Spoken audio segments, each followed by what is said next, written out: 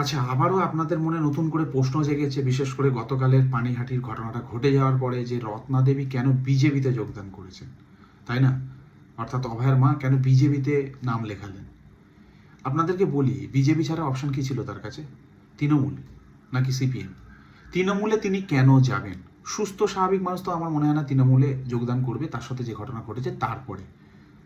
আমি দায়ী করছি না কাউকে, কিন্তু তার বেশ কিছু ইন্টারভিউ এবং নিউজের বেশ কিছু রিপোর্ট থেকে জানা যাচ্ছে তৃণমূলের ঘনিষ্ঠ কিছু মানুষ তার মেয়েকে তাড়াতাড়ি পুড়িয়ে দেওয়ার জন্য খুব সুন্দর বন্দোবস্ত করে দিয়েছিলেন, যেটা তারা চায়নি।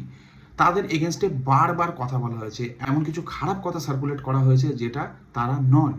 তারপরেও কি তিনি তৃণমূলে গিয়ে নাম লেখাবেন? এটা কি বিশ্বাসযোগ্য? বা এটা কোনো সুস্থ স্বাভাবিক মানুষ করবেন?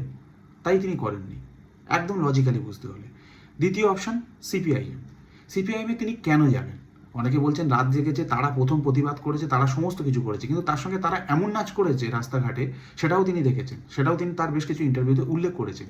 তার সঙ্গে যদি লজিক্যালি বুঝতে হয়, সিপিএম এর বর্তমান যা পরিস্থিতি আমাদের রাজ্যে, তার হাত ধরে তিনি কি কিছু করতে পারতেন? পারতেন না।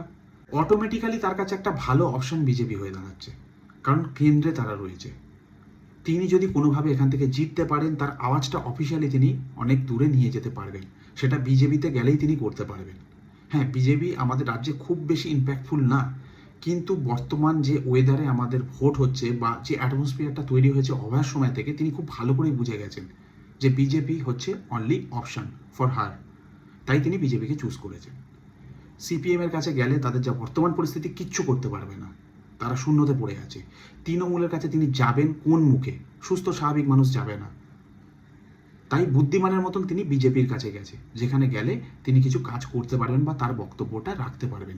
এরপরে যদি বেশি কিছু জানার থাকে বা কারো চুলকানি থাকে, তাহলে আমি একটা কথা বলতে পারি, সেটা সম্পূর্ণ তার ব্যক্তিগত ব্যাপার। তিনি কি করবেন না করবেন, কোথায় যাবেন, কোন দলে নাম লেখাবেন, তাতে আপনাদের মাথা ব্যথা হওয়ার কোনো কারণ নেই। এটুকু আমার ব্যক্তিগতভাবে মনে হয় যে এই কারণগুলোর জন্যই তিনি বিজেপিতে যোগদান করছেন। তার সঙ্গে আরও আনুষঙ্গিক কারণ থাকতে পারে, বাট মেন আমার মনে হয় এই পয়েন্টগুলো একদম চোখের সামনে আমাদের পড়ে রয়েছে। এর বাইরে তো আর কিছু হতে পারে না।